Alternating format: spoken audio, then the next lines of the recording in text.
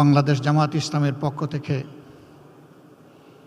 পবিত্র রমাদান আল কারিমে আয়োজিত আজকের ইফতার মাহফিলে উপস্থিত বাংলাদেশ সরকারের সম্মানিত প্রধানমন্ত্রী, বাংলাদেশ জাতীয়তাবাদী দলের সম্মানিত চেয়ারম্যান জনাব তারেক রহমান, উপস্থিত বাংলাদেশ জামাত ইসলামী, বিএনপি। মায়ের মমতা আমি বুঝি, মমতা আটা ময়দা সুজি, সাথে গুণগত মানে অতুলনীয়। অন্যান্য সংগঠন সমূহের সম্মানিত শীর্ষ নেতৃবৃন্দ, আজকের এই আয়োজনে আমাদের সাথে সামিল হয়েছেন সমাজের বিভিন্ন শ্রেণী পেশার শীর্ষস্থানীয় সম্মানিত নেতৃবৃন্দ এবং ব্যক্তিবর্গ, সাংবাদিক বন্ধুগণ, সুধীমণ্ডলী। আমি প্রথমেই আমার পক্ষ থেকে আপনাদের প্রতি গভীর কৃতজ্ঞতা জ্ঞাপন করছি যে আপনারা আমাদের দাওয়াত কবুল করে কষ্ট করে আজকে এখানে হাজির হয়েছেন। আল্লাহ তাআলা আপনাদের এই কষ্টের উত্তম জাযা আপনাদের সকলকে দান বিশেষ দিনে প্রিয়জনকে দিন সাউন্ড এক্সের হেডফোন করুন। আজকের এই দিনটা আমাদের কাছে দুইটি দিক থেকে অত্যন্ত তাৎপর্যপূর্ণ। দীর্ঘ ফ্যাসিবাদী শাসনের পর 36 জুলাই যে গণবিপ্লব বাংলাদেশে সংগঠিত হয়েছিল, আমাদের তরুণ যুব সমাজের নেতৃত্বে, যাতে আমরা সকলেই দলমত নির্বিশেষে সামিল হয়েছিলাম, সেই দীর্ঘ প্রতীক্ষার পর এ মাসের 12 তারিখ নির্বাচন অনুষ্ঠিত হয়েছে। এ নির্বাচনের হাত ধরে ইতিমধ্যেই সংসদ গঠিত হয়েছে, সরকার গঠিত হয়েছে। এই সরকার এবং সংসদের কাছে জনগণের বিপুল প্রত্যাশা। আমার মনে হচ্ছে যে গত 18-19 বছর এমন একটি দিনের অপেক্ষায় সকলে ছিলেন। এরই প্রেক্ষাপটে আজকের ইফতার মাহফিল আমাদের কাছে ভিন্ন বার্তা এবং আবেদন নিয়ে হাজির হয়েছে। দ্বিতীয় আরেকটি কারণে এই দিনটি আমাদের কাছে অত্যন্ত গুরুত্বপূর্ণ। শুধু এদেশের মানুষ নয়, বিশ্বের কোটি কোটি মানুষের একজন নন্দিত ভালোবাসার মানুষ ছিলেন, কোরআনের ভাষ্যকার ছিলেন, বিশ্বনন্দিত মুফাসসিরে কোরআন ছিলেন আল্লামা দিলাওয়ার হোসেন সাঈদী। 2013 সালের এই দিনটি এই জাতির জন্য আমি মনে করি একটি কালো দিন ছিল। এই ধরনের কোরআনের একজন সেবককে, ভাষ্যকারকে সেদিন একটি পারভার্টেড কোর্ট তাকে মৃত্যুদণ্ডে দণ্ডিত করেছিল। তার প্রতিবাদে শুধু আমাদের দলীয় কর্মীরা নয়, সারা দেশের মানুষ বিক্ষোভে ফেটে পড়েছিল। মানুষের এই স্বতঃস্ফূর্ত প্রতিবাদকে দমন করার জন্য সরকার অস্ত্রের ভাষা খুঁজে নিয়েছিল এবং একদিনেই 70 জন মানুষকে খুন করেছিল। এরপরে এক সপ্তাহের ভিতরে সর্বমোট 164 জনকে খুন করা হয়েছিল। আমি জানি না বিশ্বের ইতিহাসে দ্বিতীয় এমন কোনো নজির আছে কিনা। আজকের এই দিনে আমি গভীর শ্রদ্ধার সাথে সেই মহান ব্যক্তিত্বকে স্মরণ করছি। মহান মওলায়ে আজিমের দরবারে দোয়া করছি, আল্লাহ যেন তার এই গোলামকে মর্যাদাবান শহীদের কাতারে সামিল করে নেন। আমাদের দুঃখ এখানে থেমে যায়নি। এ মানুষগুলোকে খুন করা হলো, তারপরে তাদের আপনজনের বিরুদ্ধেই আবার হত্যা মামলা টুকে দেওয়া হলো। সেই মামলায় অভিযুক্ত লোকেরা বিভিন্নভাবে নাজেহাল হয়েছেন, আবার অনেকের জীবন আদালতের আঙ্গিনা দেখার আগেই শেষ হয়ে গেছে, তাদের জীবন প্রদীপ নিভে গেছে। হাজার হাজার মানুষকে সেদিন গুলি করে আহত এবং পঙ্গু করা হয়েছে। সেই ক্ষত আমাদের মন থেকে খুব সহজে মুছে যাবার নয়। আল্লামা দিলওয়ার হোসেন সাঈদীর মতো করেই আরও বাকি সকলকেই দুইজন সাবেক আমির জনাব অধ্যাপক গোলাম আজম, হজরত মৌলানা মতিউর রহমান নিজামী, আমাদের সাবেক সেক্রেটারি জেনারেল আলী আহসান মোহাম্মদ মুজাহিদ, নির্বাহী পরিষদের সদস্য এবং অ্যাসিস্ট্যান্ট সেক্রেটারি জেনারেল জনাব কামারুজ্জামান, আব্দুল কাদের মোল্লা, মীর কাশেম আলী, একে একে তাদেরকে দুনিয়া থেকে বিদায় করা হয়েছে। আপনারা জানেন তার সংখ্যা 11। আমরা মহান রবের দরবারে দোয়া করি আল্লাহ তাআলা তাদের সকলকে মর্যাদাবান শহীদ হিসাবে কবুল করুন। আমরা কৃতজ্ঞ সেদিনকার বিরোধী দলীয় নেত্রী, তিনি বিদেশ সফরে ছিলেন।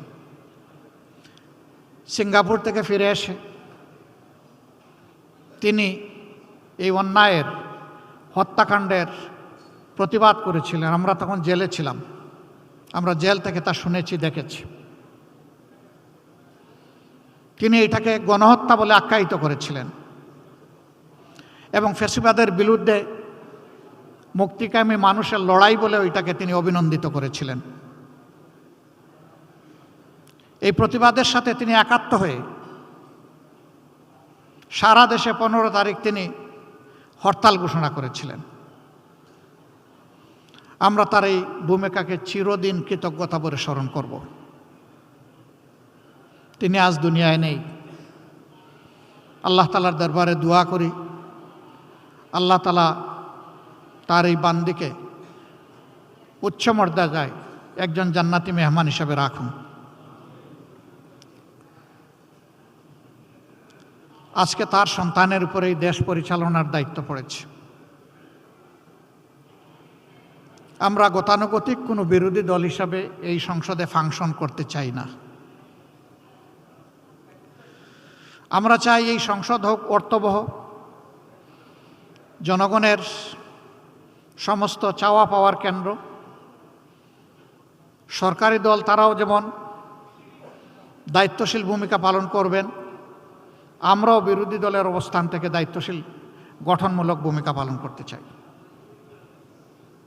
অতীতে আমরা বিরোধী দল দেখেছি, নির্বাচন যেমন আমিডামি ছিল, সরকারিও বিরোধী দলও তেমনি আমিডামি ছিল। এই ধরনের কোনো বিরোধী দল কোনো দেশের জন্য ভালো কোনো বার্তা বয়ে আনতে পারে না। সরকারের গৃহীত সকল সঙ্গত পদক্ষেপে আমাদের পূর্ণ সমর্থনও থাকবে, সহযোগিতাও থাকবে। কিন্তু আমাদের বিবেচনায় আমরা যদি দেখি যে সরকার কোনো অসঙ্গত সিদ্ধান্ত কিংবা পদক্ষেপ নিয়েছেন, আমরা প্রথমে দৃষ্টি আকর্ষণ করব, করে সহযোগিতা করব। সরকার আমাদের পরামর্শগুলো গ্রহণ করলে আমরা কৃতজ্ঞ হব, জাতি উপকৃত হবে। সরকার আমাদের পরামর্শ গ্রহণ না করলে বিরোধী দলের যে ভূমিকা সেইটাই আমরা পালন করব। আমরা জাতির অধিকারের পক্ষে দাঁড়াবো এবং জাতিকেও আমাদের সাথে সামিল থাকতে বলবো। তবে আমরা এই সদিচ্ছাই রাখতে চাই, এই ধারণাই পোষণ করতে চাই যে এই সরকার সংসদকে আগামীতে এগিয়ে যাওয়ার বাহনে পরিণত করবে। কোনো বাহন কখনো এক চাকায় চলে না, দুটো চাকা মিনিমাম লাগবে। সরকারি দল যদি সামনের চাকা হয় তাহলে বিরোধী দল হবে পিছনের চাকা। একটাকে বাদ দিয়ে যানবাহন কোনো অবস্থায় আরেকটা একা চলতে পারবে না।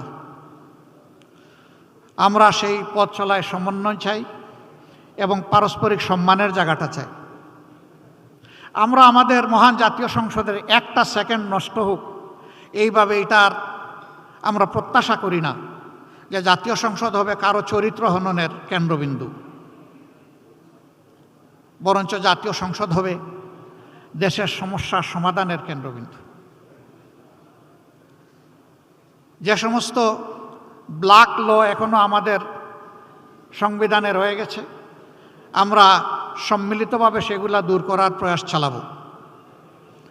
আর জাতিকে একটা সুস্থ বিকশিত সম্মানের জাতি হিসাবে বিশ্বের দরবারে দাঁড় করানোর জন্য যে আইন সংযোজনের প্রয়োজন, আমরা প্রত্যাশা করব যে সরকারি দল এবং বিরোধী দল মিলে সেভাবেই আমরা এগিয়ে যাব। যদি এই রাজনীতিটা আমরা করতে পারি, তাহলে অতীতের রাজনীতির যে হতাশাজনক ধারা এখন পর্যন্ত জাতিকে গ্রাস করে আছে, তার করাল গ্রাস থেকে আশা করি এই জাতি মুক্তি পাবে ইনশাআল্লাহ।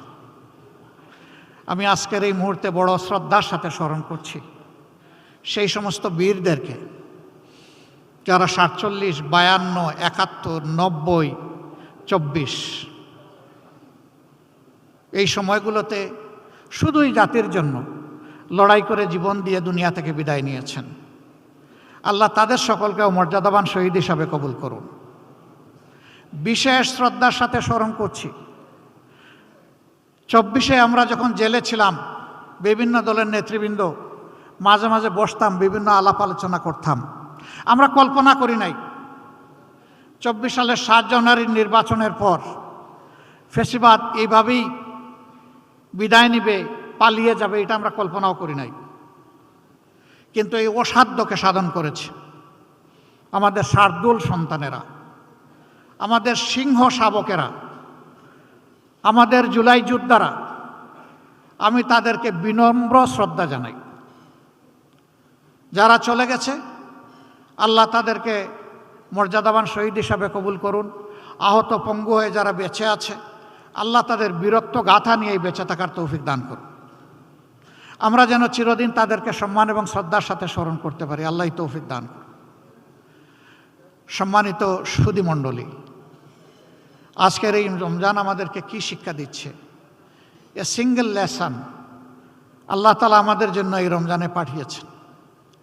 মহান আল্লাহ তাআলার ভাষায়, ইয়া আইয়ুহাল্লাযীনা আমানু কুতিবা আলাইকুমুস সিয়ামু কামা কুতিবা আলাল্লাযীনা মিন ক্বাবলিকুম লাআল্লাকুম তাত্তাকুন।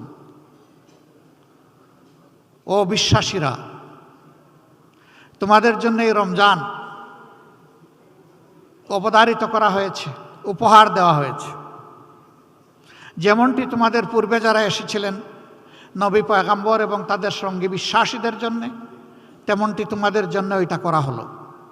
আশা করা যায় তোমরা তোমাদের চিন্তায়, কথায় এবং কাজে তোমাদের প্রভু আল্লাহ তাআলাকে তোমরা ভয় করবে। এই ভয় করার নীতি তোমরা অবলম্বন করে চলবে। যাদের অন্তরে আল্লাহর ভয় থাকে, আমরা বিশ্বাস করি আল্লাহর কসম, তাদের হাতে কখনো মানুষের আমানতের খেয়ানত হতে পারে না। তারা মানুষের আমানতের ব্যাপারে বড়ই সতর্ক সজাগ থাকেন। আল্লাহ তাআলা আমাদের সকলকে যেন আল্লাহ তাআলার সৃষ্টির সেই আমানতের পবিত্র হেফাজত করার তৌফিক আল্লাহ আমাদেরকে দান করেন। আপনাদের সকলকে আমি আরেকবার অন্তরের অন্তঃস্থল থেকে গভীর কৃতজ্ঞতা, ধন্যবাদ জানিয়ে এই রমজানের শিক্ষাকে বুকে ধারণ করার তৌফিক মহান মাবুদের দরবারে কামনা করে, যারা এখানে উপস্থিত হয়েছেন তাদের সকলের জীবনের সুস্থতা, দীর্ঘ হায়াত এবং জীবনের সফলতা কামনা করে আমার বক্তব্য এখানেই শেষ করছি। এবার আমি বিনয়ের সাথে অনুরোধ করব, আরেক মজলুম একই সাথে জেলে গেছেন, বারবার জেল জরিমানার মুখোমুখি হয়েছেন, বিশিষ্ট আলেমে দ্বীন, বাংলাদেশ খেলাফত মজলিসের সম্মানিত আমির আল্লামা মামুনুল হক, তিনি এখানে এসে আমাদের সকলকে সাথে নিয়ে আল্লাহর দরবারে হাত তুলবেন, মোনাজাত করবেন। সবাইকে